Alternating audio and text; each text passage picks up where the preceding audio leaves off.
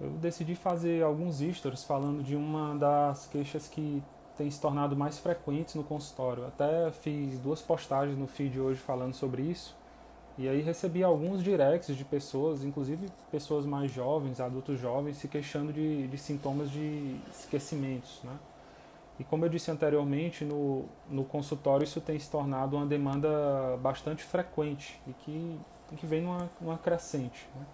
Estão aumentando os casos de pessoas com essas queixas.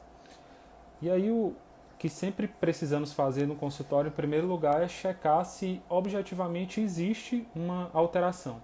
Até porque a memória, a queixa de memória é uma coisa bastante subjetiva e, portanto, nós precisamos, através de anamnese e de alguns testes, tentar descobrir se de fato existe uma alteração.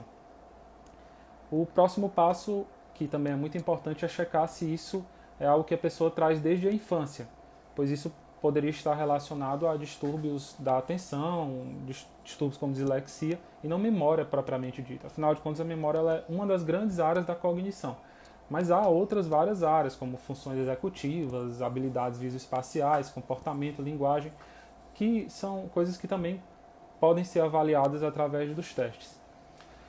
Mas se essas alterações não forem algo que vem de longa data, desde a infância, se for algo mais recente, algumas outras possibilidades têm que ser avaliadas. Só citar algumas, a gente tem as alterações psiquiátricas, algumas alterações psiquiátricas, como transtornos do humor, o mais comum deles é a depressão, mas também outros como a ansiedade.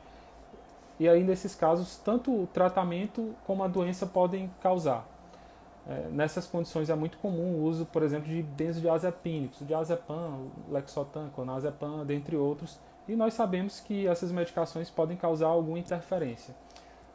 Outras condições também que são os distúrbios metabólicos, hipotireoidismo, deficiência de vitamina B12, alteração, em alguns outros casos, alterações hepáticas, renais ou de eletrólitos também teriam que ser avaliadas. Transtornos do sono são muito comuns, insônia, síndrome da apneia obstrutiva do sono, entre outros, também provocam muito essa questão do esquecimento. Enxaqueca descompensada também é uma condição muito comum. A enxaqueca é interpretada pela maioria das pessoas como uma doença de dor de cabeça.